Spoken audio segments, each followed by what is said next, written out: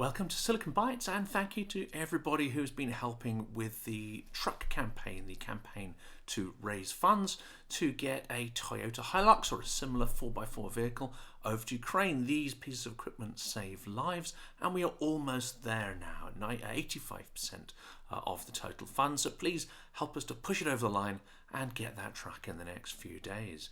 Well, this episode is going to do a bit of a post-mortem on the year, especially focusing on Putin's address to the nation, which happened on the 19th of December. Now, I know there's been lots of reporting on this, but I think there's some significant elements in this which is worth to dwell on because they set the tone for what may well unfold in 2025.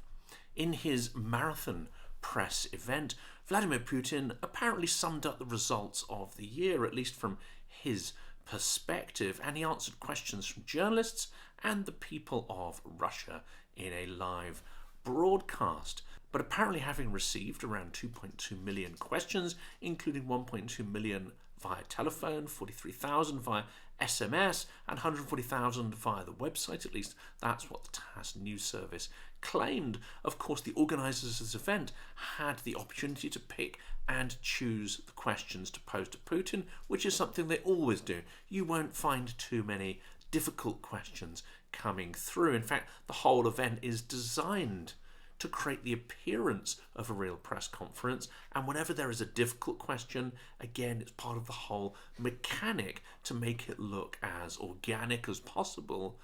But over the years, these events have increasingly become more and more staged, and it has to be said, more and more boring as well. The first question posed to Putin was from the journalist Anna Suvorova, who was one of the co-hosts of it. And she said, in recent times, everyone has been feeling a disturbing sense that the world is going crazy, or already has, because the potential for conflict is off the charts in every part of the world and the global economy is struggling. How does Russia manage not only to stay afloat, but also to continue growing in the situation? Well, we'll come to Putin's answer in a minute. But to launch with a question like this is the most extraordinary kind of, not just hypocrisy, but Orwellian doublespeak. Yes, it does feel like the world has gone crazy, but so many of these conflicts, there are conflicts around the globe, and there are numerous conflicts just waiting to burst into flame. The challenge with this question, of course, is that so many of these conflicts are actually stoked by Russia itself, or directly initiated by Russia, or conducted by Russia's allies, proxies, and various organizations it has trained and supported throughout the world. Russia is an agent of global terror. That makes this question quite extraordinary. And the other point about the global economy struggling, well, a big part of that struggle, of course, is Russia's war against Ukraine, the impact on food prices, the impact on energy prices. Russia, it does not act as an economically rational agent in the world, and for many decades we have made ourselves dependent on Russian hydrocarbons and Russian minerals, metals, and so on. Russia is the element of the global economy that is really sort of destabilizing markets. Turning to the last bit of the question, the idea that Russia is managing to stay afloat through this chaos, well, that of course is also, to an extent, laughable. Vladimir Putin's answer was, when all is calm and life is measured and stable, we get bored. This amounts to stagnation, so we crave action. When action begins, time starts whistling by, or bullets do for that matter.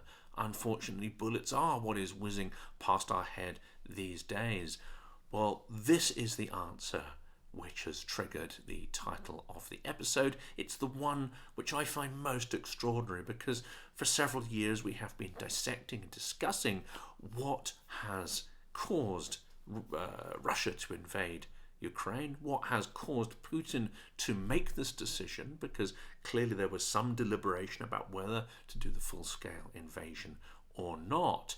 And And there are various rational or semi-rational interpretations. You could make the argument that NATO caused it, and there are plenty of arguments to say that actually that is ludicrous, that's not the case, and that's unlikely to be the main cause. Well, you can rationally argue about these things, whether they're true or not, and you can cite evidence.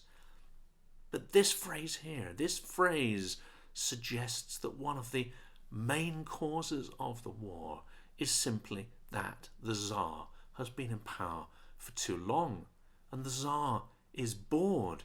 It's he who craves action, not the Russian people. If they had the choice over it, who would go to war? Who would go and die in a ditch or a human meat wave assault? It's highly unlikely that if they had a genuine, fully transparent choice in that matter with full information, people would simply not choose to do that.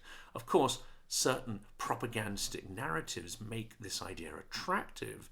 Manipulation of information taps into people's unfortunate sort of desires for imperial glory and this kind of stuff. Of course they do. But a fully transparent choice, people would not vote to go to war.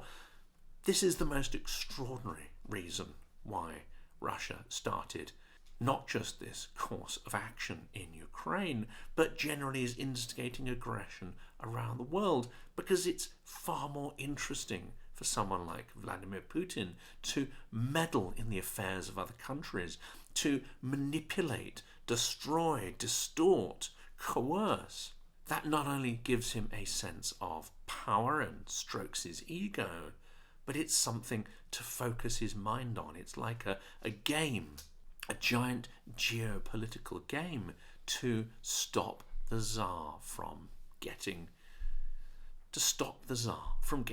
terminally bored. Putin goes on to say, our economics are the ultimate measure of things, as is traditional. I'll start with the economy. Although your question was a bit provocative, he turns to the journalist at this point. I will turn to the economy anyway, he said. The economy is number one. It is the cornerstone. It has an impact on living standards, general stability, and the country's defence capacity. The economy is everything. The economic situation in Russia is generally positive and stable. We are growing in spite of everything, in spite of any external threats or attempts at outside influence. Well, these statements and ones that follow really set the character for the rest of the press conference. It's dull. It's mostly a lie. It's a story that he's telling to fill time, to tick the boxes. He's saying what he thinks people expect to hear. Maybe he doesn't really care too much whether people listen to the detail or even believe the detail. But we have quite a lot more of this stuff about the economy and how Russia is strong and stable. Of course, those who are watching what's going on in Russia over the last couple of years, and even prior to the full-scale invasion, it's clear that we're moving out of a period of relative stability and status quo and moving into a time of uncertainty. And this is nowhere better reflected than in the rising inflation rate. Well, that is addressed during this press conference. We'll come to that in a minute. But generally, Putin is harking on the number one reason, I think, why many Russians have stuck with him and even now continue to stick with him, is that he creates this illusion of stability, because this story, this myth of stability, is something he compare to the 1990s, something which not only is a genuine painful memory in the mind of most Russians, but it also is a kind of scab that the Putin regime has constantly scratched, even to some extent, exaggerated and constantly harped back to, because it helps to create this cornerstone of his own regime. The economic situation in Russia is generally positive and stable. We are growing in spite of everything, in spite of any external threats or attempts at outside influence. What this means is that our economy will have grown by 8% over the past 2 years. About 8% over the past 2 years, compared to a growth rate between 5 and 6% for the United States, 1% for the Eurozone, and 0% for Germany, the EU's leading economy. It seems that next year that country will also have 0 growth rate. And this is another extraordinary narrative that's built up, and we see this narrative echoed in so many of the propagandistic comments on Russian TV, but we also see this echoed in the sort of vatniks on both the left and the right who amplify and echo Russian propaganda. They hark back to this idea that the Russian economy is huge, that the Russian economy is growing, that it's dynamic. That, of course, is not the reality. We've done numerous episodes on why this is not the case. Just because the military-industrial complex has been inflated and just because some domestic production has increased to substitute or replace out those foreign goods that are being imported, certainly to sort of compare Russia's standard of living and the size of its economy and spending parity with Germany is beyond absurd. Never mind infrastructure and all these other things. It is simply ludicrous. And we have to remember as well, and this point was very well made in an interview with Jeffrey Sonnenfeld, Russia may have a relatively large economy because of the stuff it digs out of the ground, but it does not add value to those resources. It digs stuff up, pumps it out, sells it, sticks on trucks or whatever, ships it overseas. It does not have a strong or sophisticated manufacturing base or a complex system of rule of law that is required to underpin contract law for complex manufacturing and logistical processes. It has none of these things. So when the resources run out, there is nothing, absolutely nothing to fall back on. There really is no comparison you can make between Russia and Germany. This is beyond absurd. But Putin sort of doubles down on this. International financial and economic institutions ranked Russia as Europe's biggest economy in terms of volume, in terms of purchasing power parity, and the world's fourth largest economy. Last year, Russia surpassed Germany, and this year we will have left Japan behind. But this is not a time for us to be complacent. Now we're in absolute fantasy land.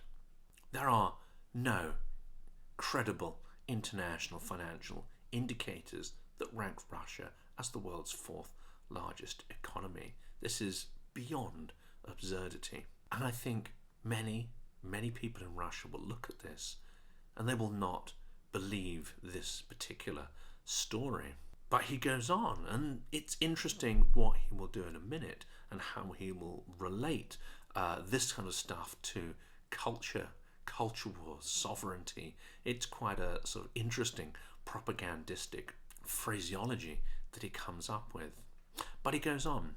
There are other general performance indicators which have been quite satisfactory, to say the least. Unemployment is the first such indicator. All countries around the world and all economies pay a great deal of attention to this figure. For Russia, it is at an all-time low of 2.3%. We've not experienced anything like this before. Well, this is not extraordinary. The amount of people that are being sent to die in Ukraine means, of course, that there is a deficit of talent, a deficit of skilled or even unskilled workers in many parts of the Russian industrial sector.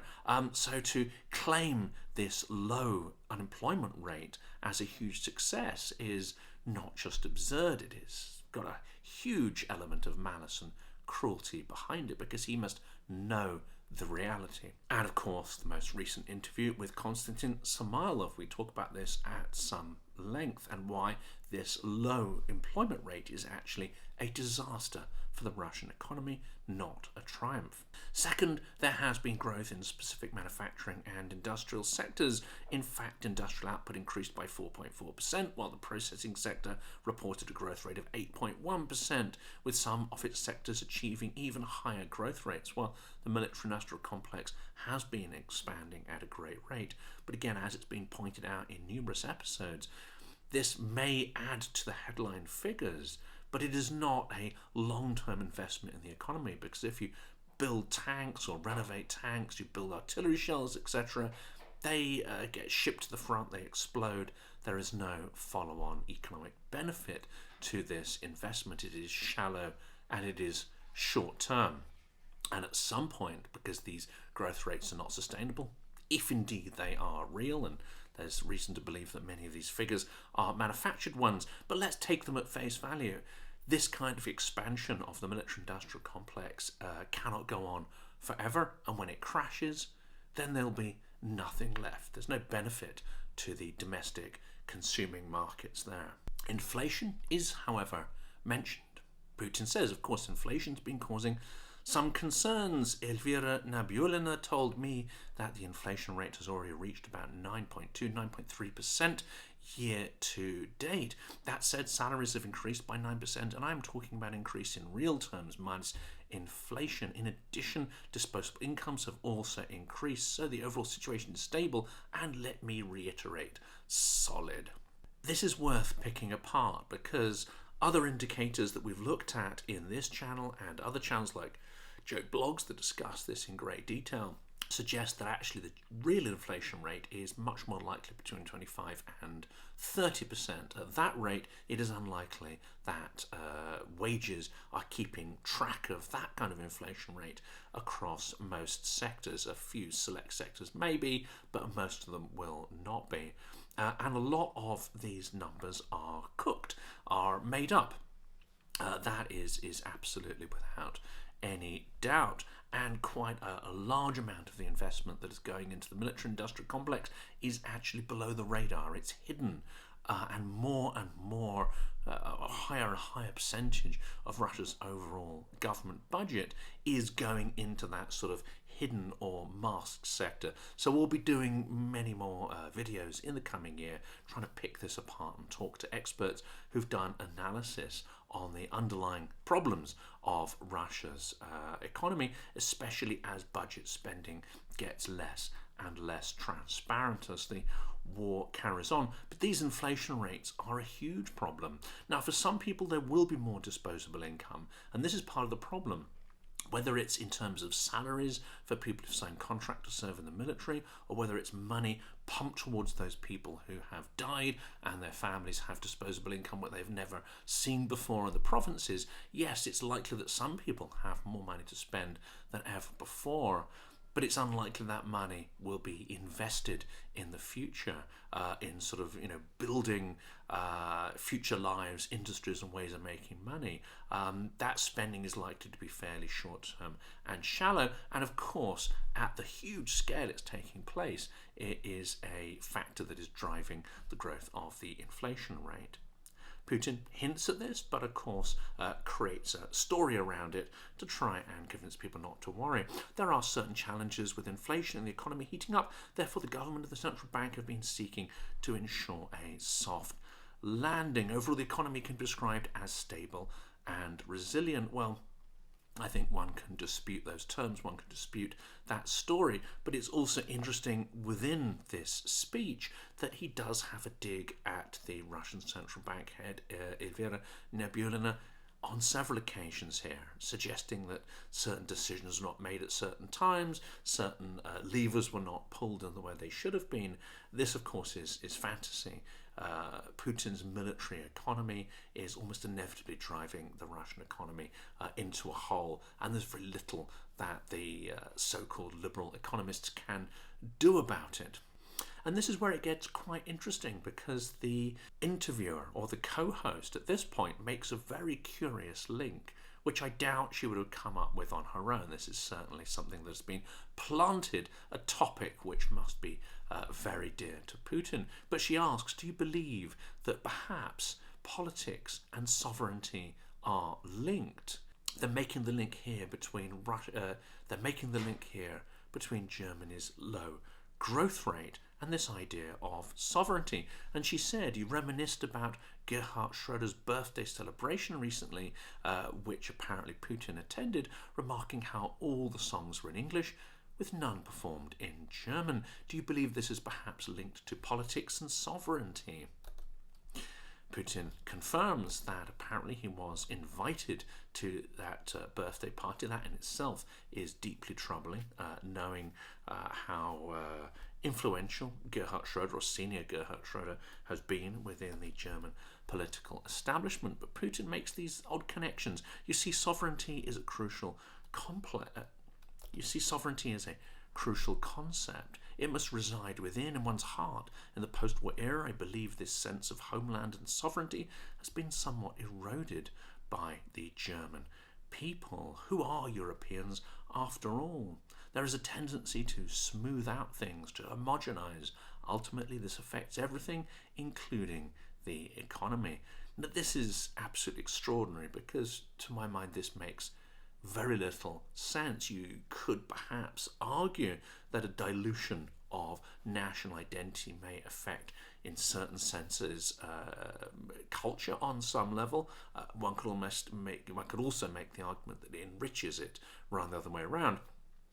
But this certainly sort of plays into not just the sort of curious sense that the Russians have, despite being a multi-ethnic empire, there has always been this primacy of the Russian ethnic culture, the Russian language as well. And this is what he's talking to here. These are phrases which are very much designed to tap into, I would say, that sense of exceptionalism that many Russians have, and at some level, a certain level of, one would say, racism as well. But it's also an extraordinary story. What he's trying to suggest here is that in its isolation from Europe and from the Western allies, Russia is becoming stronger by detaching itself from Europe. And of course, objectively, this is not true.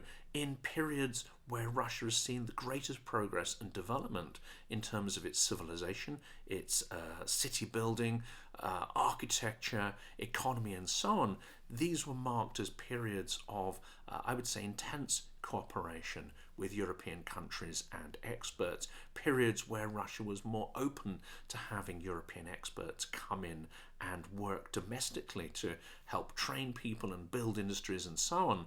Those periods of Russian weakness are marked by exceptionalism, suspicion, paranoia, and essentially chucking the foreigners out. We are in such a phase now, but Putin is spinning this kind of mythology to try and suggest that the reverse is true. He also concludes this point by saying, I previously spoke about our economic growth. This is largely attributable to the reinforcement of sovereignty, which extends to the economic realm. Well, this is ludicrous. The idea that Russia is strong because it has detached itself from European civilization and the European economy and its main export markets for oil, gas, etc. At market rates rather than the subsidized rates that it's now having to sell it at with high logistics cost. I mean, it's beyond absurd to suggest that this is a good move. He does say that many foreign manufacturers have exited our market. What has been the consequences? Our entrepreneurs have started producing these goods domestically, necessitating further research and engagement of institutions, including those focused on development. All of this that we're discussing is the enhancement of our technological sovereignty. Well, perhaps except in areas such as drones and so on, and even then, a lot of those components, of course, are sourced from China. They're not manufactured directly in Russia and Iran as well. There's no evidence that Russia is moving ahead, advancing technologically because of Putin's misguided military adventures. We are fully self-sufficient when it comes to meat, says Putin, 100%. It is a good indicator. Why does this happen? In Russia, the annual consumption of meat is about 80 kilograms per capita, while in other countries it is about 42 kilograms on average. It may seem enough, and yet meat consumption has doubled recently. See, doubled. This seems to me to be an absolutely manufactured story. It's quite likely that many Russians have cut down on their consumption of meat, as well as other staples, including eggs, butter, and so on, because of availability and because of cost. This is pure fantasy here. Putin explains it because he says simply the amount of products have not grown as much as consumption rates have. This seems absolutely ludicrous, and in fact it's highly likely that in many provincial areas of Russia people are moving back to the sort of barter economy that we saw in the 90s rather than money economy. So this is an extraordinary fantasy that he's creating here. He does briefly give a nod to sanctions, however, and he says external restrictions, sanctions, and so forth are affecting the prices to a certain extent, but they do not play a key role in this. They take a toll as they make logistics more expensive, as well as other things, but he's suggesting that sanctions really are not a big factor, and of course it's in his interest to play that down.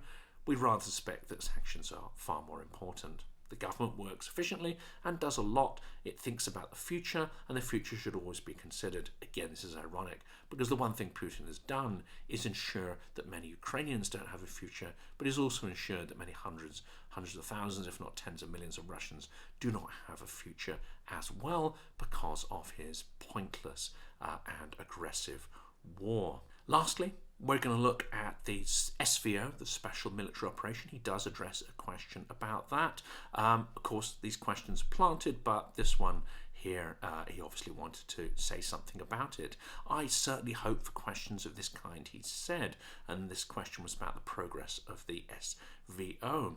There are many of these questions within the bulk of those that have been received in the previous day from Russian people. Moreover, I'm grateful to you for asking this question, because this enables us to show what is going on and what our troops are doing at the battle, at the lines of contact. I must say that the situation is changing radically.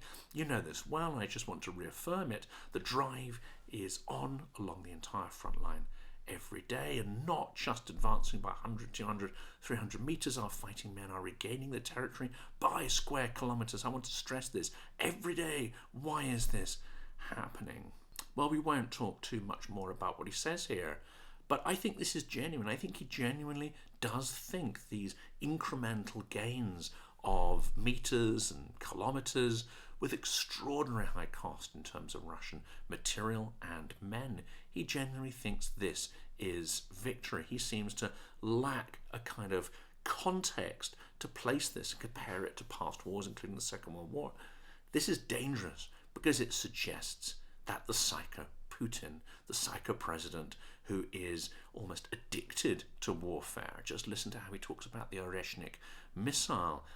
He really seems to be getting off on the idea of this kind of aggression and taking what in his mind is revenge against the Western world for all sorts of perceived slights and insults. But he seems to have lost a sense of perspective in terms of what a victory is and what I would say normal military analysts would define as victory, and what he seems to be propagandistically painting as victory. That is incredibly worrying. In fact, it suggests that he will not want to end the conflict anytime soon if he's still as building these small, almost pathetic advances into some sort of grandiose victory. Well, we're going to end this one on a couple of interesting comments that have been made about it. One actually is not on this event itself, but it's one from 2017, and it's a comment on a previous marathon Putin press release performance. This is Steve Rosenberg from the BBC. He quotes one Russian newspaper at the time in 2017, after that press event, as saying that after the event Putin looked tired and unbearably bored. And this harks back to this extraordinary idea that actually one of the biggest factors in this multi-front aggression that Putin has launched is simply because he had nothing else to do, and he is interminably bored by domestic topics. The length of Putin's press conference today, says Ian Bremmer, 4.5 hours. The time he wasn't full of crap, 4.5 seconds. And lastly, an interesting comment on one question that got through that was actually rather powerful. And this was from NBC journalist Keir Hardy, Brennan Simmons, who asked the question directly to Putin, one sort of question which I think almost has never been asked to him in such stark terms. The journalist said, "You failed to achieve the goal of the SVO. Many Russians died, including a general who was killed in Moscow. In Syria, the Assad regime you supported was overthrown. When you meet Trump, you will be a weaker leader. What can you offer him?" This isn't just a question. This is an insult to Putin, to his ego. It directly challenges all of the myths and lies that he'd just been going through in that press event. And of course, you could see that he was irked by that question. He did not address it head on. He didn't answer it properly. He didn't actually give a convincing answer to any of these points. But I think it's important that someone addressed such a direct and truthful question to him. It's important that someone try to hold him to account, because of course this is not something that any Russian journalist would do, at least none of those who are allowed into such a press conference, and none of those either in the public or in the press industry in Russia who could pose such a question. None of them would ever be let anywhere near Vladimir Putin. That's it for this episode. Please join us. We'll be trying to issue at least sort of 5 of these news summary episodes a week, and your feedback on the format, how we can improve them, would be gratefully received.